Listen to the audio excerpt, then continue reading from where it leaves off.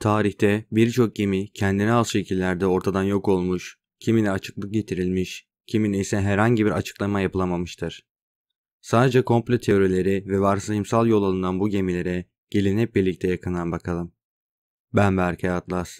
Yeni bir esrarengiz hikaye başlıyor.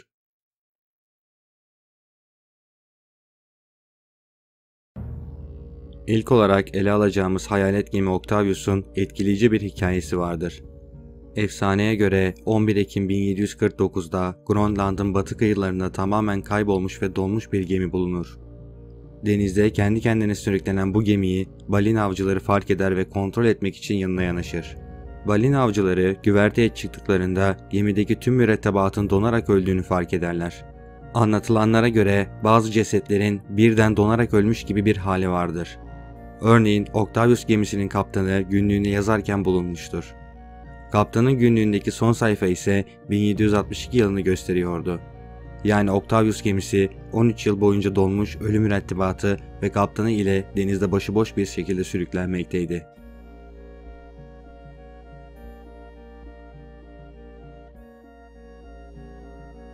Bay Chimo adındaki bu geminin hikayesi en tuhaf gemi hikayelerinden bir tanesidir. Hudson'da Bay Ticaret Şirketi'ne ait 1300 tonluk bir buhar gemisi olan Bay Chimo, düzenli olarak Alaska ve Britanya Kolombiyası'na mallar ve yolcu taşımaktaydı. 1931 yılının Ekim ayında Vancouver'a kürk taşıyan Bay Chimo, Bravo açıklarında bir buzul katmanına takılarak o noktada mahsur kaldı. Bu aşamada gemi mürettebatının yapacağı tek şey beklemekti. Çünkü bulundukları bölgeye yardımın gelmesi ayları bulabilmekteydi. Bu yüzden kaptan ve mürettebat dondurucu soğuktan korunmanın yollarını aradı ve bunun sonucunda buzdan bir ev inşa edip beklemeye başladı. Bir süre boyunca geminin buz tabakasından kurtulmasını bekleyen kaptan ve mürettebat, 24 Kasım 1931'de başlayan kar fırtınası sonrasında sabah uyandıklarında geminin yerinde olmadığını fark ettiler. 1931 yılından beri kayıp olan Bay Chimo'nun şu an nerede olduğu hala bilinmemekte. Hayalet gemi yaklaşık 85 yıldır okyanusta kendi başına dolanmakta ve gizemli gemiyi uzaktan gören birçok görgü tanıdığı bulunmaktadır. En son 1970'li yıllarda görülen gemi tamamen buzlarla kaplı ve donmuş bir haldeydi.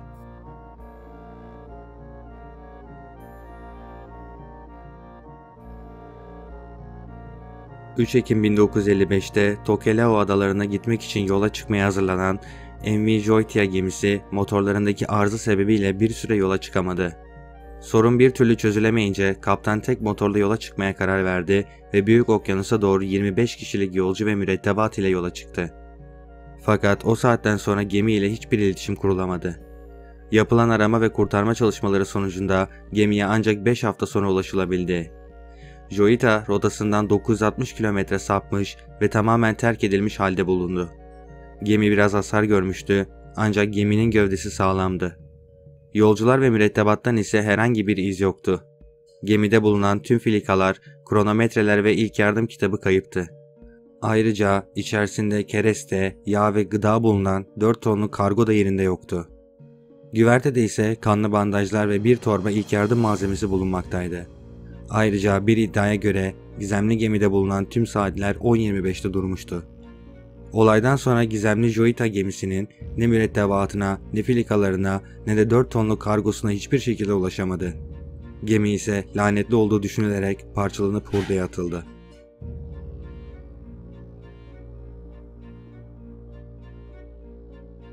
Hayalet gemi efsaneleri arasında bulunan Yellowjack'in hikayesi, bir zamanlar Hint adalarından ayrılmaya hazırlanan altın ve baharatlarla dolu bir gemi ile ilgilidir. Geminin itibarı o kadar kötüydü ki herhangi bir limana girmesi yasaklandı ve böylece sürekli denizlerde dolaşmak zorunda kaldı. Sonunda mürettebat delirdi ve birbirlerini öldürdüler.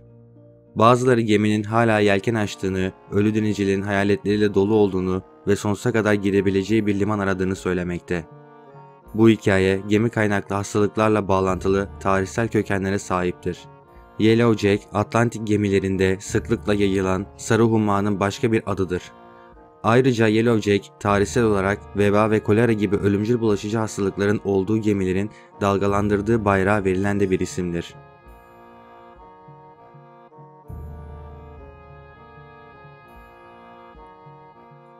22 Ocak 1906'da San Francisco'dan Victoria üzerinden Seattle'a giden bir kıyı yolcu gemisi Valencia Vancouver adasının güneybatısı kıyısındaki batık bir reflişe takıldı.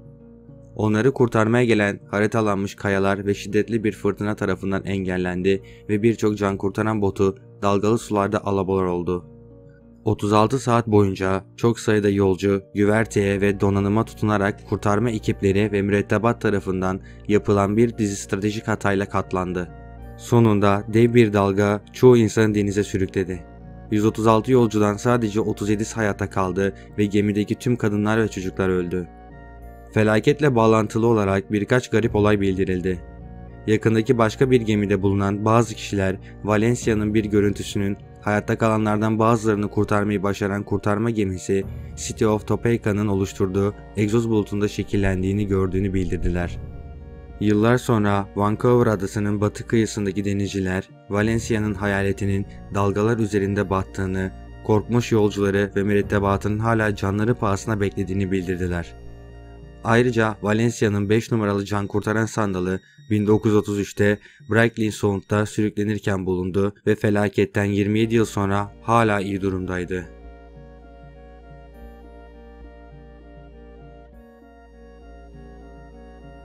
Kayıp gemilerden en ilginci kesinlikle bugüne kadar filmlere ve oyunlarda da konu olmuş olan SS Orange Maiden gemisi. Bu gemi 2. Dünya Savaşı'nda Hollanda'ya ait bir savaş gemisiydi. Kaynaklara göre değilse de ortalama 1940'lı yıllarda sularda gezen Orange Maiden, Malakka Boğazı'ndan geçerken gizemli bir trajedi yaşadı. Orange'ın yakınlarındaki gemiler korkunç bir yardım çağrısı aldıklarını bildirdi. O çağrı şöyleydi: "Kaptan dahil tüm mürettebat öldü. Harita odası ve köprü cesetlerle dolu." Daha sonra Morse alfabesiyle gemiden son çağrı alındı. Geminin telsiz operatörü son sözünü söyledi: "Ölüyorum." Yardım çağrısının ardından gemiye çıkan kurtarma ekipleri harabe gemiyi gerçekten de yardım çağrılarında bahsedildiği gibi bulduklarını belirttiler. Mürettebatın tamamı ölmüştü ve tüm güverte cesetlerle doluydu. Hatta sadece bu da değil, cesetlerin ağızları sonuna kadar açık, yüzleri güneşe dönük ve gözleri korku içerisindeydi. Geminin köpeği bile suratında korkunç bir ifadeyle ölmüştü. Bu yaşananlar Orange Maiden'ın gizemli hikayesinin sadece başlangıcıydı. Aktarılan raporlara göre kurtarma ekipleri gemiye bindikten hemen sonra geminin kazan dairesinde bir yangın meydana geldi ve kurtarma ekipleri gemiyi tahliye etmek zorunda kaldı. Ekiplerin tahliyesinden çok kısa bir süre sonra gemi çok kuvvetli bir şekilde patladı ve iz bırakmadan okyanusun derinliklerine doğru gömüldü. Doğal olarak bütün bu olaylar silsilesi insanların doğaüstü olayların yaşandığını düşünmeye itti. Orange Maiden mürettebatının katledilmesine ve geminin patlamasına ne sebep olmuştu? Konuya dair üretilen tüm teoriler çıkmaz sokağa çıkmaktadır. SS Orange Maiden'ın Lyon Shipping'de resmi bir kaydı bulunmuyor ve gemideki tuhaf olaya dair resmi bir kayıt yok. Sadece kurtarma ekipleriyle yapılan röportajlar bulunmaktadır.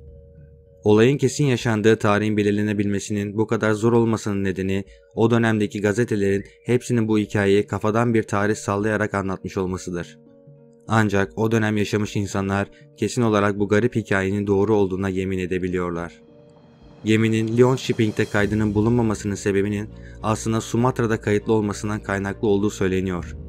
Bunun da ötesinde 50 yıl kadar bir süreden sonra bu vakayı inceleyen Alman araştırmacı Profesör Theodor 1953'te yayınlanmış Das Südsee isimli bir broşürü keşfetti.